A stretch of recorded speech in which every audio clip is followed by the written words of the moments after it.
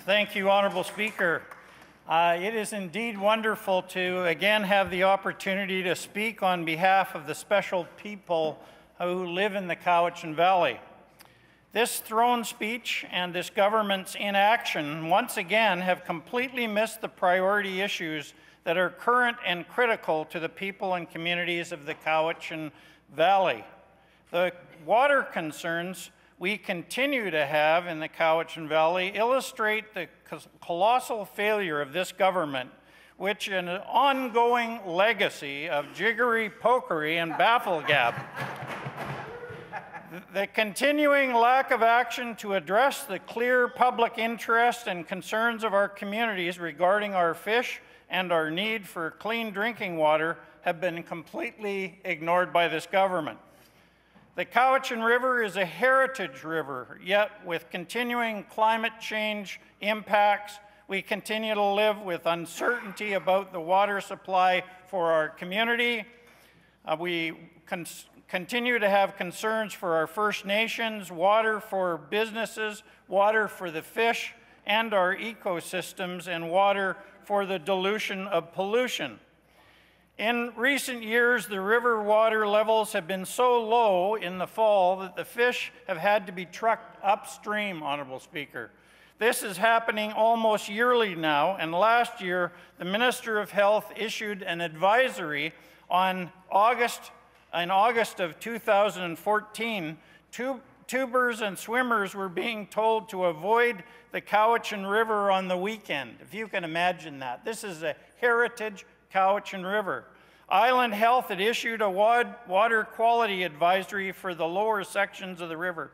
Testing that followed rainfall earlier in the week showed bacteria levels exceeding Canadian guidelines for recreational water quality.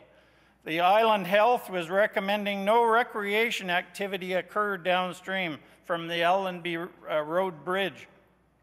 This is our heritage river with not enough water for the dilution of pollution. Once again, our fish were trucked upriver by volunteers.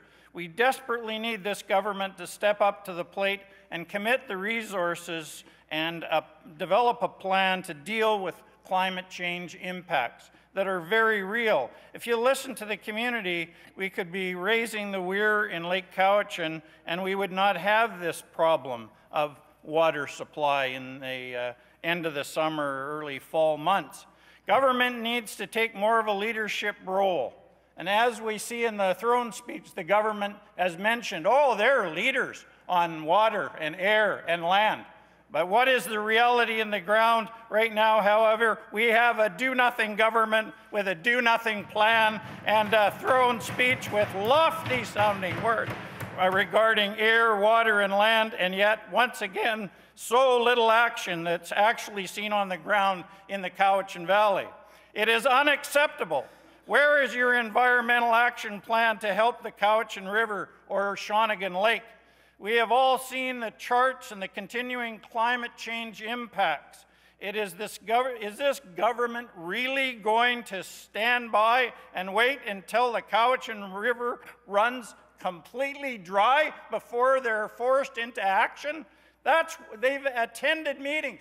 Last year they were talking about pumping the water up to the river, that they literally can't comprehend that this is happening, and yet 5 times in the last 10 years we've been trucking fish upstream. It's completely irresponsible, Honourable Speaker. We have seen the continuing charts and climate change, and just recently there was a report, Honourable Speaker, about the lack of snow, not just in Cowichan Valley, all over British Columbia. With a lack of snow, we're going to again have a river that could completely run dry.